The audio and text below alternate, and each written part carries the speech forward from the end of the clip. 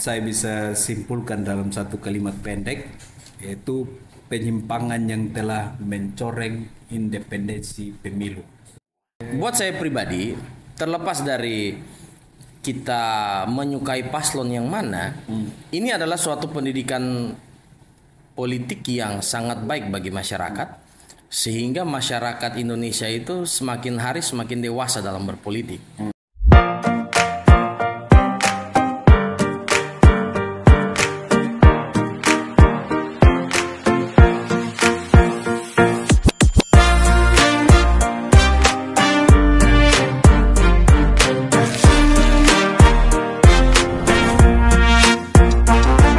Kembali lagi di podcast reaction. Wah, Hari ini suara kurang kuat.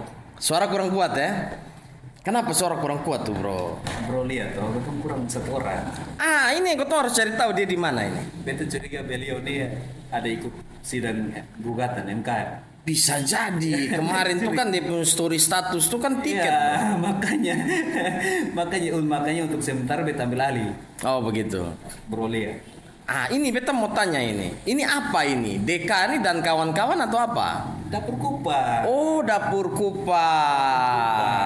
Kita berikan aplaus. Dapur LP dan Kupang. Bro. Ini salah satu endorsement kita. Ya. Sponsor kita. Kalau ada yang mau bersaing dengan Deka, silakan masuk. Iya, Kasih boleh, kostum. boleh, sangat-sangat boleh, ya kan. Ya. Jadi kalau teman-teman yang mungkin dari Kota Kupang mau ke arah keluar Kota Kupang, bisa mampir-mampir di Dapur Elpida Kupang, karena di sini menyediakan makanan-makanan yang sangat enak. Terutama ada satu minuman yang sangat luar biasa. Minuman itu wedang jahe. Ya. Beta tahu karena bro favorit. Oke, bro. Nah, ini kan sekarang lagi hot. Lagi hot. Kemarin kan sudah sidang pembacaan gugatan dari kubu 01 dan 03. Iya. Ini hot sekali karena dulu kan kita biasa mendengar istilah mahkamah kalkulator, mahkamah keluarga. Sekarang benar-benar jadi mahkamah konstitusi. Iya. Memang ada faktor juga karena yang jadi ketua, yang hakim ketua saat ini kan bukan lagi pamannya. Iya. Pak Soehartoyo ya. Iya. Seharusnya kan dari kubu 01 dan 03 harusnya lebih optimis. Lebih optimis Karena tidak ada kepentingan keluarga lagi di dalam. Ya. Tidak ada kepentingan dinasti lagi di dalam. Oke. Ini yang lagi menarik nih apa nih, bro? Inti gugatan dari tim 03. Inti gugatan dari 03. Oke. Jadi dari sekian banyak argumen, dari sekian banyak atau ketemu nonton saya. Ya, lebih bagus begitu ya. Boleh. Kita nonton bersama supaya kita reaksinya lebih enak begitu. Ya, mulai dari 01. 01. Oke. Oke, baik. Kita putar. Pertanyaannya, apakah Pilpres 2024 kemarin telah dijalankan secara bebas, jujur, dan adil? Izinkan kami menyampaikan jawabnya, tidak. Yang terjadilah sebaliknya. Dan ini terpampang secara nyata di hadapan kita semua. Kita menyaksikan dengan keprihatinan mendalam serangkaian penyimpangan yang telah mencoreng integritas proses demokrasi kita. Mulai dari awalnya, independensi yang seharusnya menjadi pilar utama dalam penyelenggaraan pemilu telah tergerus akibat intervensi kekuasaan yang tidak seharusnya terjadi. Di antara penyimpangan yang kita saksikan adalah penggunaan institusi negara untuk memenangkan salah satu calon yang secara eksplisit tidak memenuhi kriteria yang ditetapkan. Terdapat pula praktek yang meresahkan di mana aparat daerah mengalami tekanan, bahkan diberikan imbalan untuk mempengaruhi arah pilihan politik, serta penyalahgunaan bantuan-bantuan dari negara, bantuan sosial yang sejatinya diperuntukkan untuk kesejahteraan rakyat, malah dijadikan sebagai alat transaksional untuk memenangkan salah satu calon. Bahkan intervensi ini sempat merambah hingga pemimpin Mahkamah Konstitusi. ketika pemimpin Mahkamah Konstitusi yang seharusnya berperan sebagai jenderal benteng pertahanan terakhir menegakkan prinsip-prinsip demokrasi terancam oleh intervensi, maka pondasi negara kita, pondasi demokrasi kita berada dalam bahaya yang nyata. Lebih jauh lagi, skala penyimpangan ini tidak pernah kita lihat sebelumnya, Yang Mulia. Kita pernah menyaksikan penyimpangan seperti ini di skala yang kecil, pilkada, populasi kecil, tapi dalam skala yang amat besar dan lintas sektor baru kali ini kita semua menyaksikan. Bangsa dan negara kita ini sedang berada di dalam titik krusial, sebuah persimpangan yang akan menentukan arah masa depan kita. Apakah kita akan melanjutkan perjalanan kita menuju kedewasaan sebagai sebuah negara demokrasi yang matang, ataukah kita akan membiarkan diri tergelincir kembali ke bayang-bayang era sebelum reformasi yang justru kita hendak jauhi. Kita dihadapkan pada pertanyaan-pertanyaan fundamental yang menentukan apakah Republik Indonesia yang kita cintai ini akan menjadi negara yang menghargai dan memperjuangkan konstitusi sebagai pilar tertinggi demokrasi kita atau rule of law. Apakah kita akan mereduksi konstitusi menjadi sekedar alat untuk pelanggengan kekuasaan tanpa pengawasan, rule by law. Kita harus memutuskan apakah kita akan menjadi negara yang mengakui dan menghormati hak setiap individu untuk menentukan pikiran dan menyuarakan pilihannya secara bebas dan independen yang merupakan esensi dari demokrasi, atau kita justru berpaling dari prinsip tersebut dan memilih di mana suara oligarki diberi prevalensi, mengesampingkan kesejahteraan umum, dan mengabaikan kepentingan nasional yang lebih luas. Ini adalah saat di mana kita harus menentukan. Oke, sip.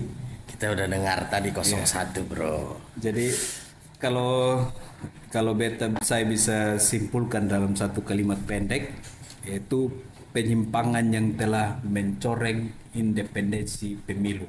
Wow. Berikan aplaus.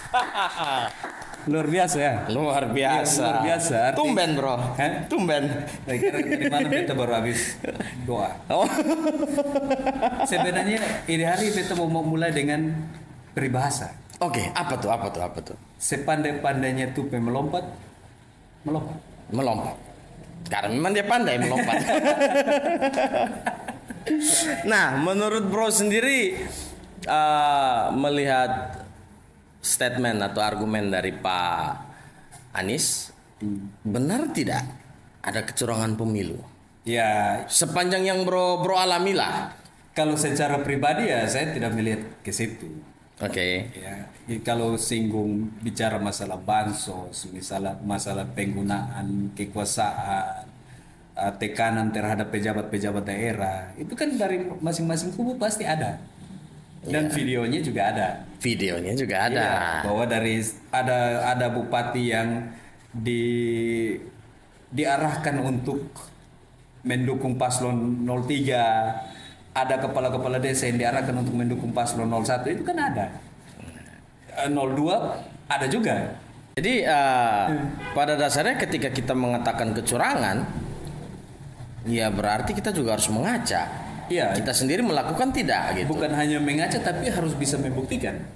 Iya. Harus bisa membuktikan secara jelas bahwa contoh misalnya begini, 50% pejabat daerah diarahkan untuk mendukung paslon 02. Siapa-siapa pejabatnya itu kan pasti harus bisa dibuktikan. Ya, harus bisa dibuktikan. Bupati A, Bupati B, camat A, camat B, kepala desa A, kepala desa B. Itu kan bukan hal yang gampang. Dan itu juga harus bisa dibuktikan dengan bukti yang memang konkret ya. Ya, tidak bisa dibuktikan lewat asumsi atau argumen. Iya. Jadi saya sendiri juga berharap bahwa ketika persidangan MK ini dimulai, segala sesuatu yang berhubungan dengan pembuktian itu benar-benar harus bisa dibuktikan secara real. Ya. Bukan sekedar omon-omon juga.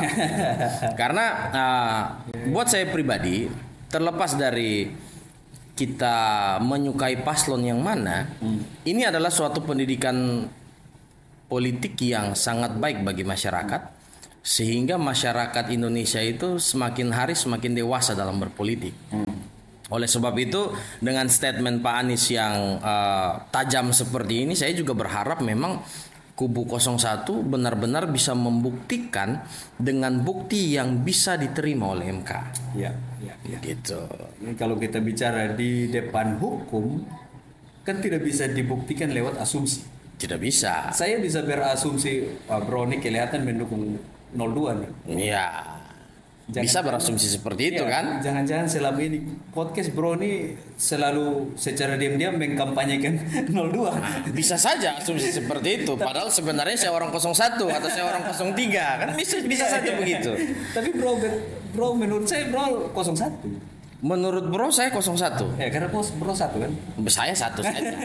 Bro anak keberapa? Anak kelima. Berarti Bro 03. Karena ketika 5 kurang 2 3. Ini namanya nggak. Oke, kita lanjut menonton video selanjutnya, argumen yang dikemukakan dalam persidangan oleh Pak Ganjar. Oke.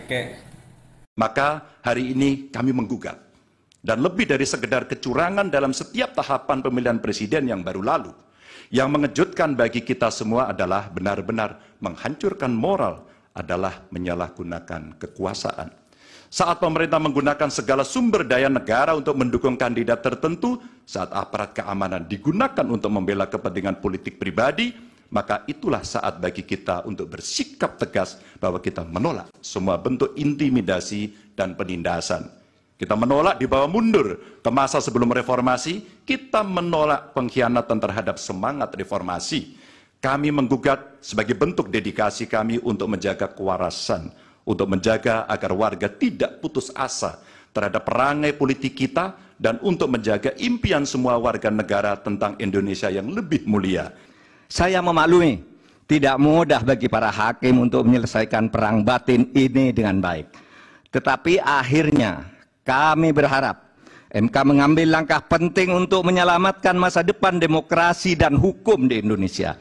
Jangan sampai timbul persepsi bahkan kebiasaan bahwa pemilu hanya bisa dimenangkan oleh yang punya kekuasaan atau yang dekat dengan kekuasaan dan mempunyai uang berlimpah. Bagi kami yang penting bukan siapa yang menang, siapa yang kalah. Bagi kami masalah ini adalah beyond election, melainkan harus merupakan edukasi kepada bangsa ini untuk menyelamatkan masa depan Indonesia dengan peradaban yang lebih maju melalui antara lain berhukum dengan elemen dasar sukmanya, yaitu keadilan substantif, moral, dan etika. Terima kasih Yang Mulia. Assalamualaikum warahmatullahi wabarakatuh. Waalaikumsalam. Luar biasa Bro. Pertanyaan saya, kira-kira ketika Bro memilih itu Bro dalam keadaan waras tidak? Waras. Masih sampai sekarang. Puji Tuhan. Sebelum pemilu memang agak sedikit. Ya, setengah-setengah. Ini rumah sakit bau mata tuh. Setengah waras, setengah sadar ya. Oke, jadi tuntutan dari kubu 03 ini adalah supaya demokrasi di Indonesia itu harus lebih adil, harus lebih transparan, harus lebih mengutamakan keadilan. Jadi kita memang butuh pahlawan-pahlawan keadilan, Bro. Ya, tapi bukan Power Rangers. Iron Man. Oh, Power Rangers sudah lewat. Oh, berarti masa Marvel sekarang. Sekarang masih Iron Man. Avengers. Jadi menurut Bro gimana? Statement dari Pak Ganjar dan Pak Mahfud ini seperti apa? Bro menanggapinya? 01 dan 03 hampir sama. Pada intinya mereka merasa ada penggunaan kekuasaan untuk memenangkan paslon 02. Jadi ada indikasinya ke situ. Ya, itu kembali tadi 01 dan 03 harus mempersiapkan bukti yang betul-betul bukan sedikit, ini buktinya pasti harus banyak. Karena penyimpangan penggunaan kekuasaan itu bukan gampang. Nah, yang lebih menarik lagi di 03 sempat menyinggung aparat keamanan. Ya. Ya ini berarti sangkut paut dengan TNI Polri. Betul. Ini bisa kemana-mana. Karena kan dia secara implisit dia mengatakan bahwa aparat keamanan seolah-olah mengintimidasi. Jadi seperti ada terjadi intimidasi dari aparat keamanan kepada warga yang memilih. Sejauh ini bro, kira-kira dari pengalaman bro di TPS bro memilih kemarin, ada tidak intimidasi? Ya, saya bangun jam 8, daftar sekitar jam 9, 10, sekitar jam 11 saya coblos terus pulang tidur. Jadi bro tidak merasa ada intimidasi? Ya, saya tidak ketemu polisi atau tentara atau aparat keamanan. Yang ada ya pengamanan TPS, Hansip. Hansip, Bawaslu. Iya, Bawaslu itu. Kalau saya diintimidasi bro. Oh, Iya. bahaya. Dari bangun sampai selesai coblos saya diintimidasi. Bahaya. Diintimidasi istri saya bro. Gara-gara bangun terlambat bro. Padahal punya schedule siang harus jalan bro. Itu lebih dari Itu lebih bahaya bro. Lebih dari tim pengaman bro. Oh itu paling berbahaya. Jenderal bintang 5. Kita panglima mereka pang 6 bro. Nah tadi bro sempat singgung soal ada bupati, terus ada pejabat-pejabat daerah yang bisa kita buktikan yang berseliweran di media-media sosial maupun media-media digital yang menunjukkan bahwa mereka berkampanye juga untuk paslon 01 dan 03. Ya. Nah, mereka ini juga bisa disebut alat negara tidak? Ya pastilah. Jelas ya. Iyalah. Karena mereka masuk dalam pemerintahan ya. Ya, apalagi mereka masih aktif menjabat. Nah, kalau misalnya hal itu sendiri bisa dibuktikan, bagaimana dengan statement tadi barusan? Ya, mungkin mereka punya bukti yang lain. Kan sebelum ini juga kan dari tim Ganjar mengeluarkan statement bahwa hasil perhitungan internal tim 03 itu berbeda dengan hasil perhitungan KPU. Nah itu yang menjadi tanda tanya buat saya bro. Karena kita mengetahui bahwa penghitungan itu ada 3 di Indonesia. Yang pertama penghitungan secara quick count. Ya. Yang kedua penghitungan internal partai. Ya. Yang ketiga penghitungan real count dari KPU. Ya. Nah, ketika quick count dan real count ini hasilnya beda-beda tipis, kok bisa ya internal partai sendiri yang berbeda jauh ya? Ya, artinya mereka punya mesin yang berbeda. Mesin yang berbeda. Contohnya begini, bro, kalau nonton MU versus Chelsea, Iya. kalau di TV Polytron MU menang. Oh begitu? Iya, tapi kalau di SAR Chelsea menang. Oh, kenapa begitu bro? Untuk merek TV.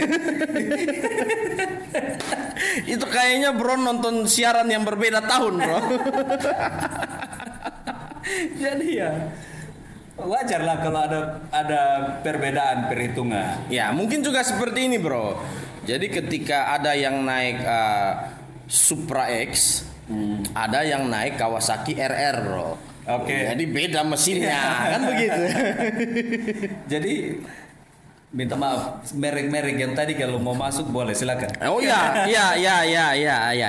Tapi memang kalau secara perhitungan internal partai, nah ini yang harus disimak baik-baik. Apakah perhitungan internal partai itu dia ambil datanya dari seluruh TPS atau hanya dari beberapa TPS? Apalagi kalau diambilnya data sampel kan? Iya. Nah misalnya gini bro, saya tahu bahwa di desa A pasti saya menang. Sampel itu yang saya pakai untuk itu. Ya pastilah, pasti beda. Pasti beda. Jadi intinya kalau menurut saya dalam perhitungan kita harus mempercayakan perhitungan itu kepada KPU sebagai lembaga resmi.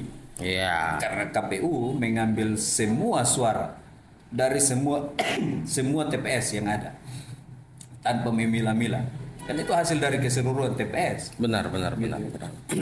Dan memang KPU sendiri di dalam undang-undang kita memang sudah ditetapkan sebagai badan independen yang memiliki hak untuk menghitung hingga nanti memutuskan hasil dari pemungutan suara. Iya. Nah, Jadi intinya dari kedua tuntutan dari 01 maupun 03 ini, 01 menuntut agar diadakan pemilihan ulang tanpa ada Gibran. Oke. 03 menuntut untuk ada pemilihan ulang tanpa paslon 02. Nah, berarti diskualifikasi utuh. Iya. Ini menarik untuk kita lihat. Kenapa setelah semua ini berjalan sampai selesai baru digaungkan? Itu loh. Nah, kita melihat untuk menjawab ini kita coba melihat statement dari Pak Hotman Paris setelah persidangan selesai. Ya. Mari kita nonton bersama. Yang digugat apa? Yang dibahas bansos. 90% isi dari permohonan itu adalah tentang bansos. Dan itu bisa dijawab dengan satu kalimat. Bansos itu adalah sah sesuai dengan peraturan. Dan MK tidak punya kewenangan menilai bansos. Jadi permohonan dari 01 ini sebenarnya cukup dijawab oleh satu paragraf. Satu paragraf aja.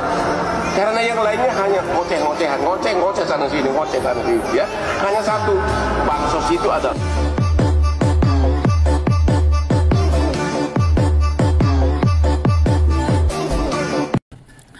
Luar biasa, bro. Sangat luar biasa ketika seorang Hotman Paris itu dia berbicara. Kita nonton yang satu lagi, bro. 01 dan 03 dua kali mengakui keabsahan Gibran. Waktu pendaftaran di KPU mendapatkan nomor, ya malah mereka pesta pora berdiri, ya berdiri 01, 02, 03 berdiri, tidak ada satupun protes tentang keabsahan dari Gibran. Itu pengakuan pertama. Pengakuan kedua, sebagaimana tadi Bung Otto bilang, dalam debat cawapres, berapa kali Gibran debat dengan cawapres 01 dan 03 itu atas undangan KPU dan tidak ada protes satupun. Kok sekarang KPU disalahkan? Jadi ya disalahkan KPU-nya. Kok Gibran tidak memenuhi syarat? Jadi menurut kami sih rada cengeng, itu aja dari jawaban saya. Jadi Pak Hotman Paris mengatakan dua hal yang menurut saya cukup menggelitik. Yang pertama receh.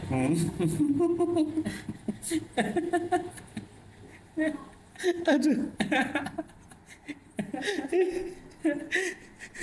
Yang kedua pernyataannya ya seperti ngoceh sana ngoceh sini gitu. Ini sebuah statement yang benar-benar jujur sangat merendahkan. Karena kesimpulan yang Pak Hotman katakan ini adalah sebuah kesimpulan yang dia lihat dari persidangan dan merupakan pendapat pribadinya. Jadi saya cukup tertarik dengan cara berpikirnya Pak Hotman karena ada benarnya ketika kita melihat dua peristiwa besar itu, di mana ketika penarikan nomor itu paslon 01 dan 03 juga tidak ada protes, berdiri bersama-sama saling bergandengan tangan, artinya secara tidak langsung dikatakan bahwa mereka menyetujui, mereka mengakui.